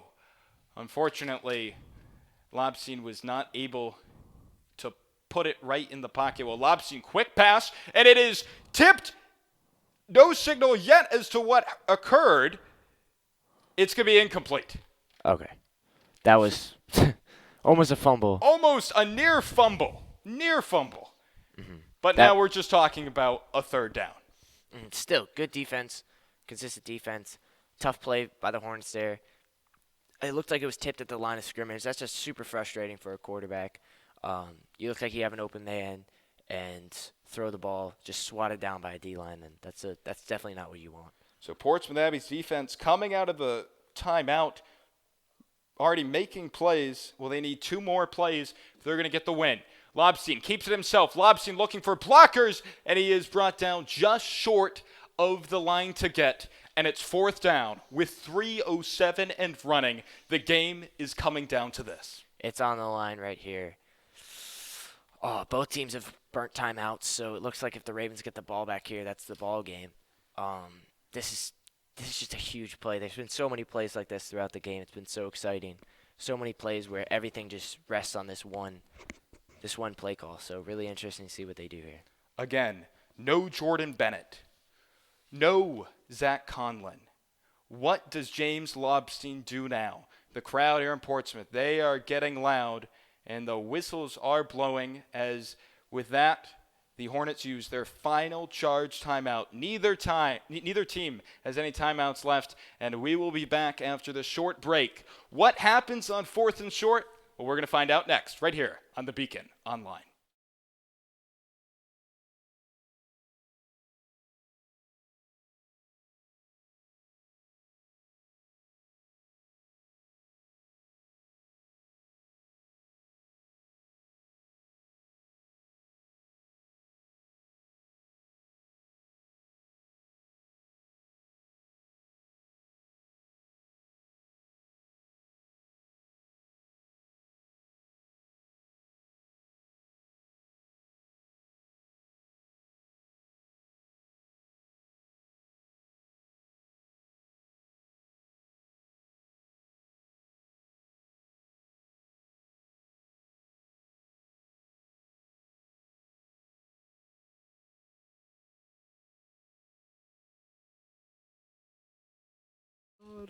And they are going for it. The Hornets trying to come away with the victory. The Ravens trying to do the same. 4th and short. Lobstein keeps it himself. Lobstein is going to get the first down. Did he? Or was he short? They're going to give it to him. Yeah, he muscled his way through there just passionately driving for that first down. That means everything to the game right now. And this is now where the Ravens need to stand up and stop him here. Portsmouth Abbey nearly coming away with a victory there if they could just get James Lobstein down before the yard to gain. Unfortunately for the Ravens, he got the first down, and for that, this game will now continue. Here we go. First down from the 12-yard line. And now you know with the clock where it is right now, this game is over after this drive. There's nothing else either team can do. The Hornets either score here or the Ravens get a stop. It's 50-50. Under 2 minutes to go. Portsmouth Abbey leading 14-8. James Lobstein back to pass, throws to the left. The pass, it's a jump ball, and it's intercepted by the Ravens. Picked off. Portsmouth Abbey will take over at the 20-yard line, and boy, are they going wild here in Portsmouth. That's incredible. That's incredible. Andrew Bush on the interception, tips ball drill. Oh wow, that's a way for the defense to stand up, and that's the game. That's a win for the Ravens right now. Wow, and the energy just goes wild. The Ravens taking on a team where in 2018, 20% of their football team went to either D3 or D1 school. And today, Portsmouth Abbey finding ways to really shock everyone on offense. They were going with halfback passes. They had wide receiver passes. They're really mixing up the whole playbook. And in the end, here we are with 1:43 left on the clock. Ravens have the ball, and they're ahead 15-8. Unbelievable. Mm-hmm. And you see some of the Hornets fans packing up, and they just know that this game's over. This was a battle, and the Ravens ever since halftime really just controlled it, and they knew what they needed to do, and they took a stand, and they're shocking the world right now. They're just taking knees and finish the game. Portsmouth Abbey coming out in victory formation. Shane Hoey, well, he's going to lose a lot of rushing yards right now, but boy, I don't think that he cares. It's the Ravens. I think what really tells the story was when Portsmouth Abbey took on the New Hampton Huskies back on October 4th, beginning of the month, and they got blown out 40-14. Yes, that was without Victor Otero, but still, they have Josh Plum at that point in the season, and it was just an ugly overall loss. And a few weeks ago, it was these Hornets who defeated those New Hampton Huskies by a final of 34-31. And when you just hear that, you say, the Ravens have no chance. This game's going to be over at halftime. But here we are, a team that has won once this season, leading 15-8 in a minute 39. How did Portsmouth Abbey pull this one off? Well, I think they just really stepped up and came together as a team. They brought the energy at home. They had everything clicked in a way.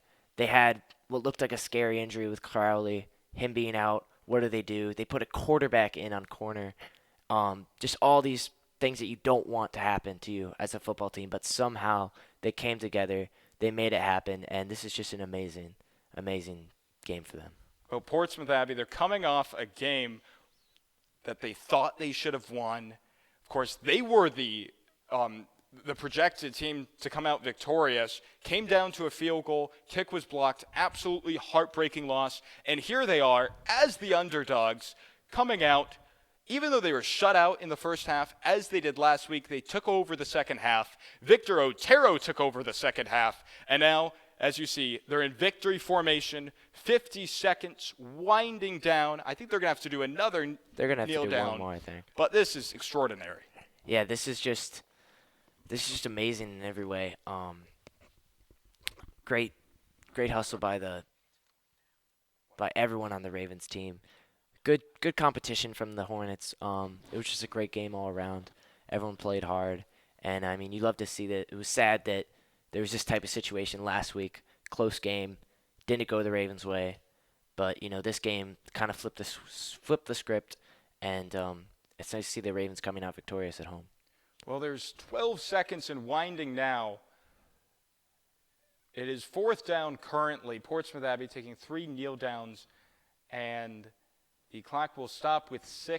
So the Ravens, looks like they're going to take a delay of game penalty here and then possibly punt it away.